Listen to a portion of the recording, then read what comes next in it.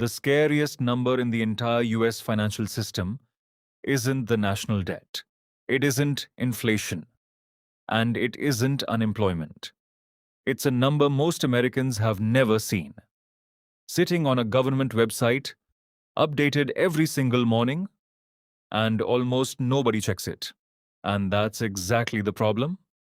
Because while everyone's been arguing about whether the Fed will cut rates in March or June, there's a mechanism quietly draining the exact thing that's kept this bull market alive for the last 3 years. And it's called the Reverse Repo Facility. It sounds like something out of a spy movie, but it's actually the plumbing of the entire financial system. And that plumbing is running dry.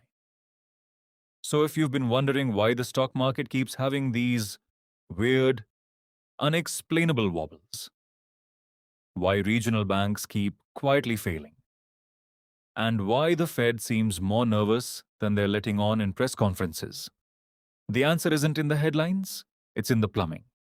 And to understand it, you first have to understand what actually happened in March of 2020. Because when COVID hit, the Fed didn't just cut rates to zero, they flooded the entire financial system with cash. Trillions of dollars were printed and pushed directly into the economy through something called quantitative easing. And all that cash had to go somewhere. Banks, money market funds, and other financial institutions were suddenly drowning in short-term cash, with no productive place to put it. So the Fed built a release valve. They basically said, if you've got extra cash sitting around and nowhere to invest it, park it with us overnight. We'll pay you a little interest, and tomorrow you can have it back. That release valve is called the Reverse Repo Facility, or RRP for short. Think of it like the Fed's version of a hotel safe. Financial institutions check their cash in overnight, earn a small return, and check it back out the next morning. Simple enough. But here's where things get interesting. At its peak, in late 2022, more than $2.5 trillion was sitting inside this facility. That's trillion with a T.